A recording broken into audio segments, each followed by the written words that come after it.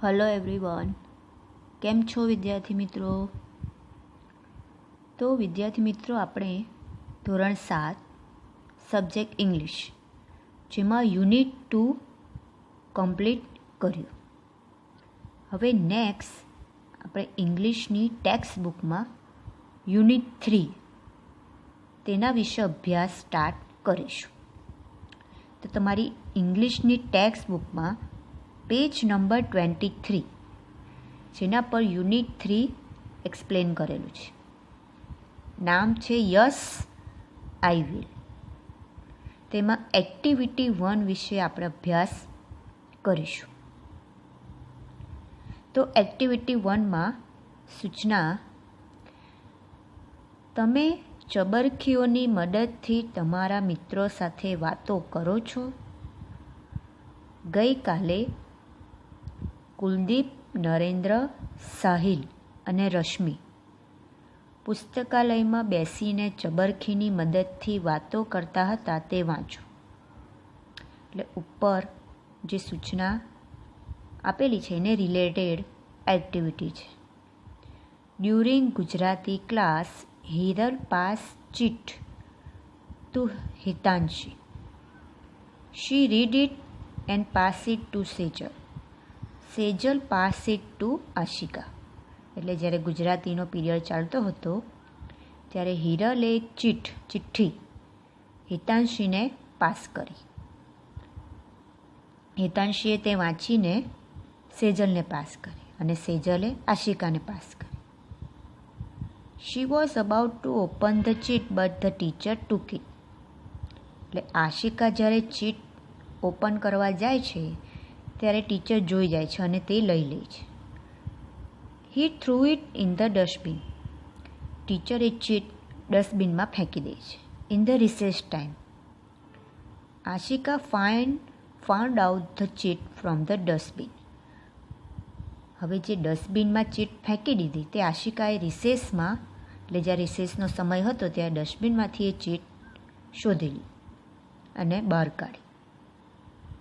Here is that cheat, pass it on. હવે ચીટમાં શું લખેલું? Pass it on. ચલો, તો આ જે એક્સપ્લેન કરેલી છે એક્ટિવિટી એને જ રિલેટેડ અહીંયા પેરેગ્રાફ આપેલો છે. તો ચલો આપણે પેરેગ્રાફ રીડ કરીને સમજીએ.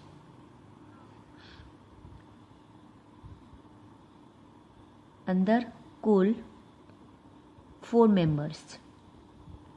કુલદીપ, નરેન્દ્ર, સાહિલ અને રશ્મિ ચારે ચાર લાઇબ્રેરીમાં બેઠેલા છે અને આવી ચબરખીની મદદથી જ એ લોકો વાતો કરે છે.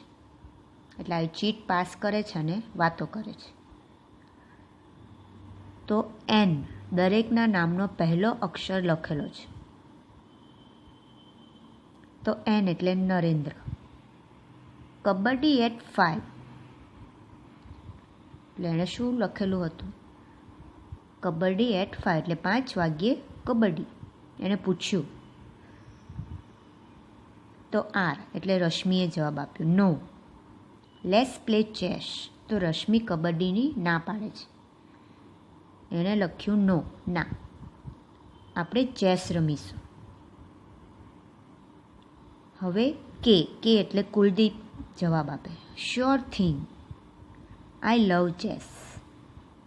Let's sharpen our brain. હવે કુલદીપ ચેસ રમવા તૈયાર થઈ જાય છે કે ચેસ રમશું તો આપણું બ્રેઇન પણ તેજ થશે, મગજ. કારણ કે ચેસમાં માઇન્ડ આપણે દોડાવવું પડે એવી રમત છે, ઇન્ડોર ગેમ છે. શતરંજ, ચેસ એટલે શતરંજ.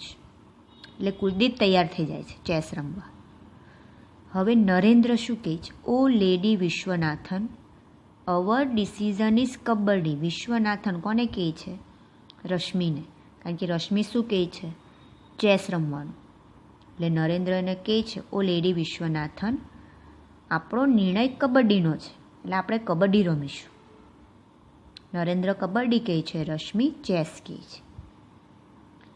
Thanks, okay, no chess, no kabaddi. Go for berries in my farm. હવે રશ્મિ બીજું ડિસિઝન લે છે કે આભાર, સારું. ચેસ પણ નહીં, કબડ્ડી પણ નહીં. Go for berries in my farm. Berries એટલે બોર. તો મારા ખેતર પર જઈએ બોર માટે. તો બોર ખાવા મારા ખેતર પર જઈએ.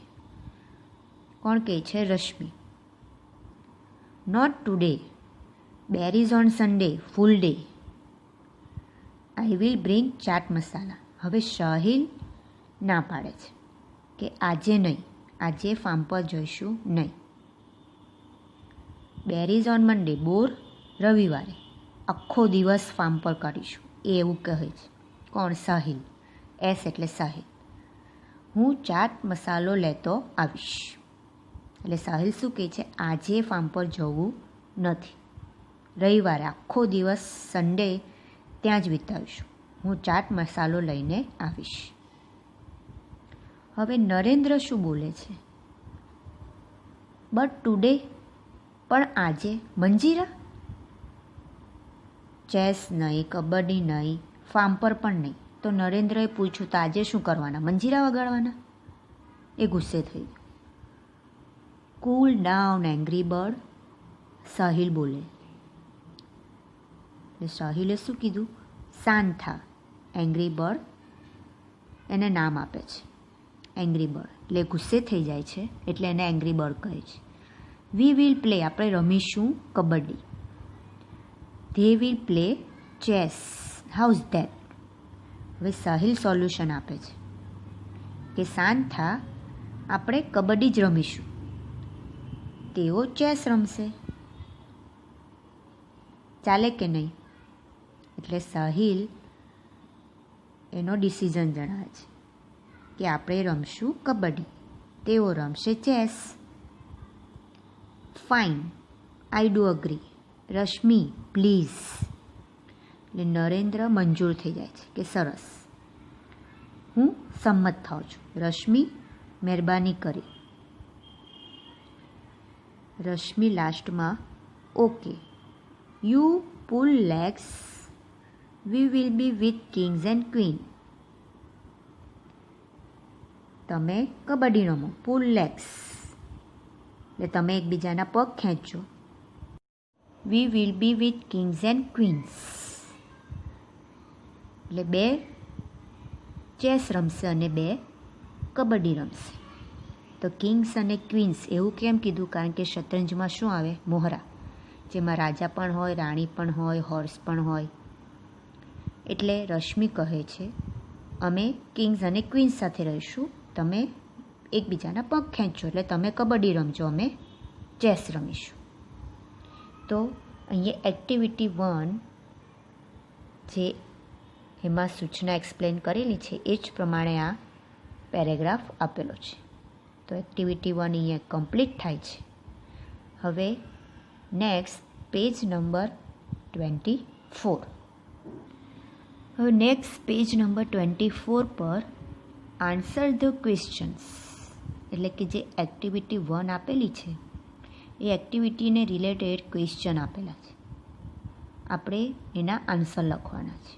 જો તમારી પાસે પેન્સિલ હોય તો તમે અંદર આન્સર લખી શકો છો, પેન્સિલથી લખજો. હુ વોન્ટેડ ટુ પ્લે કબડ્ડી.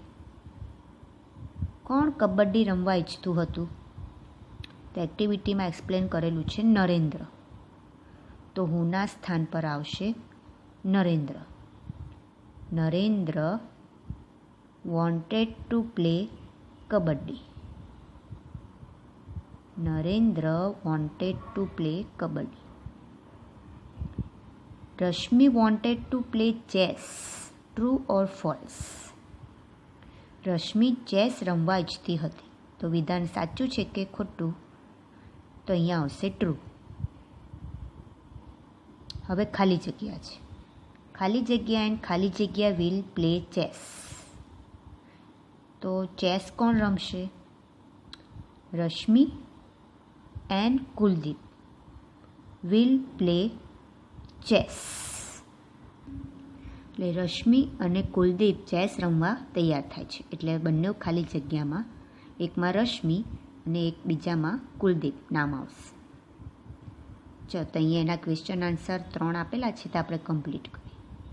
હવે નેક્સ્ટ છે એક્ટિવિટી 2, રીડ એન્ડ એન્જોય. તો આ એક્ટિવિટી સમજીએ પહેલાં એ એક્ટિવિટીના જે સ્પેલિંગ, ઉચ્ચાર અને અર્થ છે તેનો અભ્યાસ આપણે કરીશું.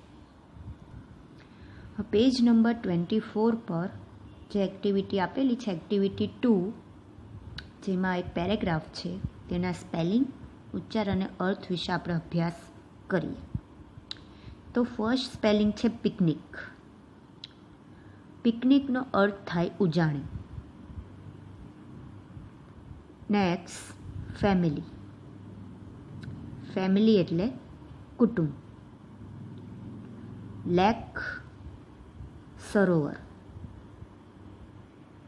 ક્લીન સ્વચ્છ, ચોખ્ખું.